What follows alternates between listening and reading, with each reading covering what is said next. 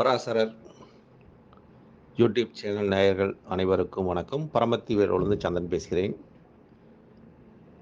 நமது பராசரர் YouTube channel வழியாக ஒவ்வொரு ராசிக்கு உண்டான அதோட தன்மைகளும் அதோட குணமும் எப்படி இருக்கும் என்பது இந்த 12 ராசியோட ஒரு நிலைப்பாட்டை நான் உணர்ந்த நிலையும் அதை உங்களிடத்தில் பகிர்ந்து கொள்ளலாம் என்று ஒவ்வொரு ராசிக்கும் தனித்தனியாக ஆடியோ கொடுத்து கொண்டிருக்கிறேன். இந்த வீடியோ பதிவை நீங்கள் அனைவரும் அவசியம் பார்த்து இதில் உண்டான ஒரு கருத்துக்களை நீங்கள் பதிவிடும்போது எனக்கு மேலும் இந்த ஜோதிடத்து மேல் உள்ள ஒரு கருத்துக்களை ஒவ்வொன்றாக இந்த பராசர யூடியூப் வழியாக உங்களுக்கு பதிவிடலாம் என்று இருக்கிறேன். நான் ஏற்கனவே 6 ராசிக்கு பதிவு பண்ணிட்டேன். அதாவது மேஷம், ரிஷபம், மிதுனம், கன்னி வரைக்கும் பதிவு பண்ணியிருக்கிறேன். கடகம், சிம்மம், கன்னி வரைக்கும் பதிவு பண்ணியிருக்கிறேன் 6 ராசிக்கு. இப்போ துலா ராசியை பற்றி பதிவு பண்ணலான்ட்டு இன்றையோட ஒரு நிலைப்பாடு. இந்த துலா ராசி என்பது இதோட தன்மைகளும் இதோட குணமும் எப்படி இருக்கும் என்பதை நான் அறிந்த ஒரு நிலைப்பாட்டையும் உங்களிடத்தில் பகிர்ந்து கொள்ளும்போது என் மனம் சந்தோஷமடைகிறது. ஏன்னா நம் கற்ற ஜோதிட கலையை பிறரிடத்தில் சொல்ல வேண்டும். பிறரிடத்தில் நம்ம சொல்லும்போது நமக்கு அதுக்குள்ள ஒரு விஷயங்களும் நாம் உணர்ந்தது சரியாக உணர்ந்திருக்கிறோமா அப்படிங்கிற ஒரு நிலைப்பாட்டை உங்களோட கருத்து மூலியமாக நம்மளோட கருத்து உங்களுக்கு பிடிச்சிருக்கும் போது அதிலிருந்து நீங்களும் சில கருத்துக்கள் உங்களுக்கும் வரக்கூடும், தெளிவு பெற முடியும் என்பது தான் இந்த ஜோதிடத்தோட ஒரு உண்மை நிலைப்பாட்டை உணர்ந்து கொண்ட விஷயத்தை நம் பிறரிடத்தில் சொல்லுகிறோம். அப்படிங்கிறதால இந்த பராசர யூடியூப் வழியாக சொல்லக்கூடிய பாக்கியம் இந்த பிரபஞ்சம் எனக்கு அருளியதுன்னு வச்சுங்களேன். அதனால் இன்றைய ராசியோட குணத்தை பற்றி சொல்லலாம் என்று துலா ராசி காலதேவனுக்கு 7ஆம் இடம், 7வது ராசியாக வரக்கூடியது துலா ராசி. இந்த 7வது ராசி இந்த ராசியோட தன்மைகளை நாம் பார்க்கும்போது இந்த துலா ராசி என்பது திராசு வடிவில் இருக்கும். அதாவது ஒரு ஆண் ராசி. இந்த ராசி ஒரு சரராசி, மாறிக்கொண்டே இருக்கக்கூடிய ஒரு தன்மையுடைய ராசி. இந்த ராசியில் தான் சனி பகவான் உச்சம் பெறுகிறார். சனி பகவானை கண்டா பயப்படாதவங்க யாருமே கிடையாது அப்படிங்கிற மாதிரி இந்த ராசியில் 7ஆம் இடத்தில், அதாவது இந்த இடம்தான் பொது தொடர்பை குறிக்கக்கூடிய ஒரு ராசி. இந்த ராசி துலா ராசி தான் பொது ஜனங்களோடையும் பொது இடத்தோடையும் தொடர்புகளை ஏற்படுத்தக்கூடிய ராசியும் இந்த ராசி தான். அதோட உண்மை நிலையை உணர்ந்து கொள்ளக்கூடிய நிலைப்பாடும் இந்த ராசி தான். அந்த ராசியில் தான் சனி பகவான் உச்சம் பெறுகிறார். மக்களுக்காரகன் சனி பகவான், அது உச்சம் பெறக்கூடியவனும். சுக்கிர பகவான் ஆட்சி பெறக்கூடிய தன்மை. சுக்கிரன் தான் கலஸ்தரக்காரகன். ஒவ்வொரு ஆணும் பெண்ணுக்கும் கலஸ்தரஸ்தானம் என்று சொல்லக்கூடியது இருவர் ஜாதகத்தில் 7ஆம் இடம் மட்டுமே என்று சொல்லலாம். பார்ட்னரை குறிப்பது 7ஆம் இடம் தான். அப்படியேப்பட்ட இந்த ஸ்தானத்தை ஏன் திராசை கொடுத்தாங்க அப்படிங்கிற ஒரு தன்மை, திராசு வடிவத்தை எதுக்கு இந்த ராசியில் கொடுத்தாங்க, அதோட சிம்பிள் ஏன் கொடுத்தாங்க அப்படின்னு பார்த்தா அதோட குணத்தை எதை மாதிரி நம்ம பிரதிபலிக்கும் வண்ணமாக இருக்குன்னு பார்க்கும்போது இந்த திராஸ் என்பது பொதுமக்கள் ஒரு புழங்கக்கூடிய இடமாக, அதாவது ஒரு கடை, காய்கறி கடை, வியாபாரங்கள் அதிகமாக செய்யக்கூடியவங்க அவங்க திராசில் நிறுத்து தான் நமக்கு ஒவ்வொன்றையும் கொடுப்பாங்க. ஏன்னா இந்த பக்கம் சாஞ்சாலும் பிரச்சனை, அந்த பக்கம் சாஞ்சாலும் பிரச்சனை. அப்போ 2 பக்கமும் சாயாமல் இருக்கிறதுக்கு தான் இந்த திராஸோட நிலைப்பாட்டை அங்கே துளாராசிக்கு கொடுத்தாங்கன்னு வச்சுங்களேன். அப்போ இந்த திராஸோட தன்மை யாருக்கிட்ட இருக்குது அப்படின்னு பார்த்தா, யாரெல்லாம் வர்த்தகம் வியாபாரம் பண்ணுறாங்களோ பொதுமக்கள்கிட்ட இருந்து, அதை மாதிரி கடை வச்சுருக்கிறவங்க, இந்த மாதிரி ஏன்னா இன்றைக்கி திராசை பார்ப்பது ரொம்ப அபூர்வமாக இருக்குது. அந்த அளவுக்கு இன்றைக்கி காய்கறிகள் கூட திராசில் எல்லாமே ஒரு மின் இயந்திரமாக உள்ளது. நிறுத்து பார்க்கக்கூடிய அந்த இது இல்லை.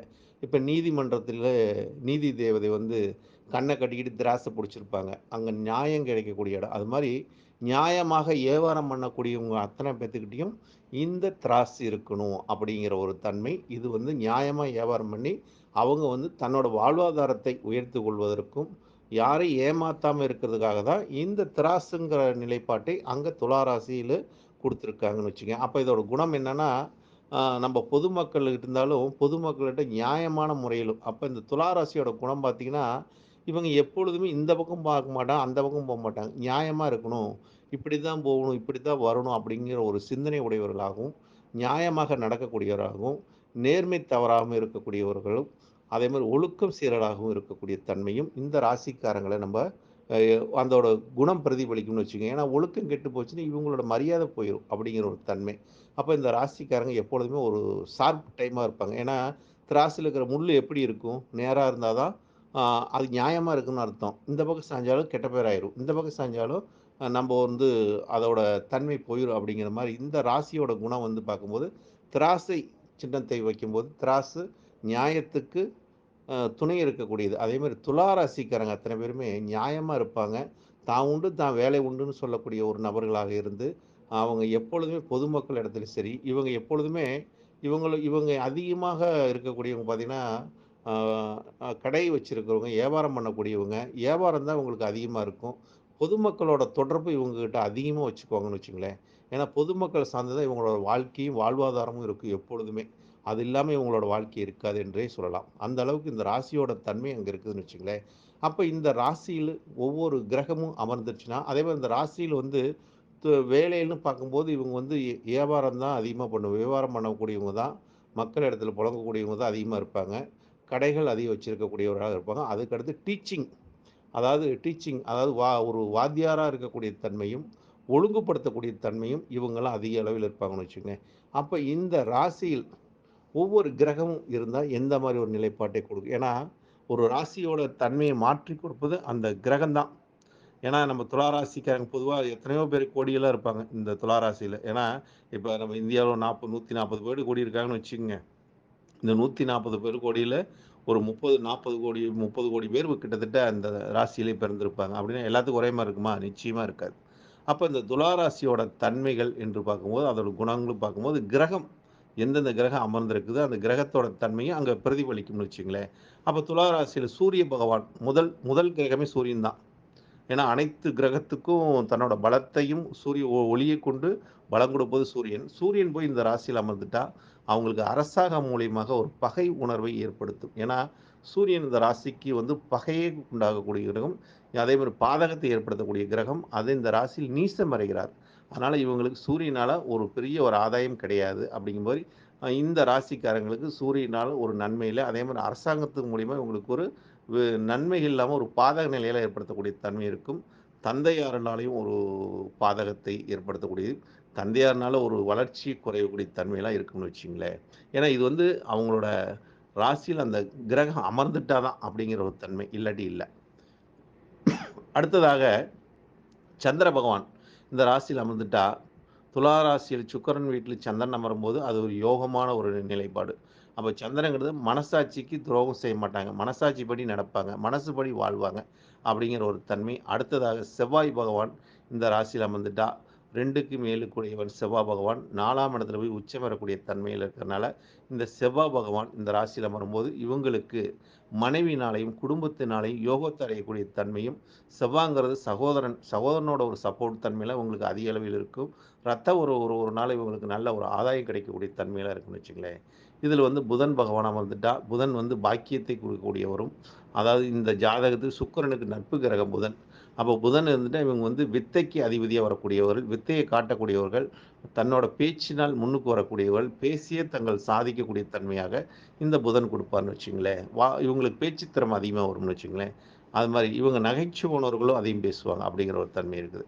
அடுத்ததாக இந்த ராசிக்கு அ குரு பகவான் அமர்ந்துட்டா, இந்த ராசியில வந்து குரு பகவான் அமரக்கூடாது. ஏன்னா, இங்க வந்து சுக்கிரன் வீட்டில குரு அமர்ந்தா, அங்க வந்து ஒரு பகை உணர்வையும், எதிரியே அ தன் பக்கம் எதிரினால இவங்களுக்கு ஒரு பிரச்சனைய உண்டாக்கக்கூடிய தன்மை. ஏன்னா, குரு வந்து சுக்கிரனுக்கு எதிரி. 2மே ஒரு குருங்கிற ஒரு அந்தஸ்து பெற்ற ஒரு கிரகம். சுக்கிரனும், அ குருவும். அப்ப 2 பேரும் ஒரு வீட்ல இருக்கும்போது, யாரோ ஒருவருக்கு தான் பலன் கிடைக்கும் அப்படிங்கிற மாரி. அப்ப அங்க வந்து எதிர்ப்பு தன்மையும், போராடக்கூடிய தன்மையாக இருக்கும்னு வச்சுக்கங்களேன்.